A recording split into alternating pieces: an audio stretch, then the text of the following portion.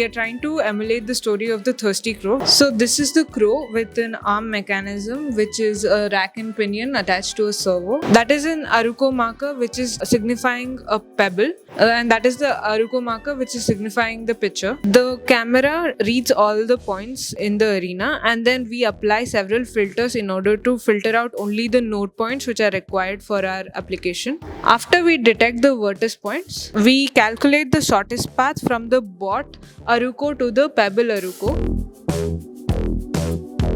The bot will follow left or right turns based on where its next path point is, and upon reaching the destination pose, it will servo forward and pick up the pebble and deliver it to the pitcher location.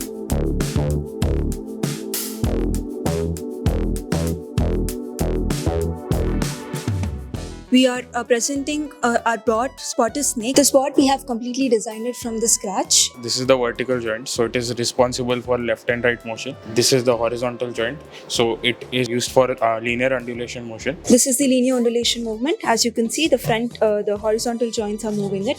Now this is the side undulation towards the left side. The vertical joints are moving. I am working on the project Maze Solver. The bot first takes some time to calibrate all the sensor to adapt the environment. After pressing the button, the bot will start following an algorithm in which it will first give priority to the right one, and then it move straight. Then it give priority to the left order, and eventually at the dead end, it will get back. The bot have calculated all the shortest path available in that path. It will eliminate all the dead end and simply it take the shortest path that was available from the starting point to the end point to reach in the minimum time with minimum path available from the start to end. eYantra made me realize that consistency is the key. I've always thought that engineering is nothing but books and grades, but eYantra made me realize that it's solving real life problems and making an impact in the society. If a problem was there in front of me, I would know how to solve it. I would search for the solutions. But eYantra made me realize how to first find out what is the problem. So my problem solving skills have improved greatly. We are from different backgrounds. We came here with different views, with different technological expertise, and we learned how to exchange knowledge information. The first question every day morning, whenever our mentor came and interacted with us, was more like, what did you eat?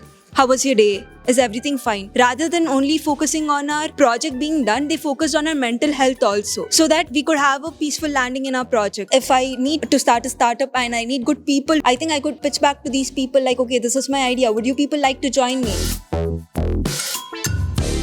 Today morning itself, I've given my interview. The eYantra tag in my resume added much more weightage. I think half an hour of my interview was completely dedicated on what project I did in eYantra and stuff related to eYantra. Because people who are interviewing regard you at a different level. You would be a step higher than your peers who you are competing with in the placement rounds.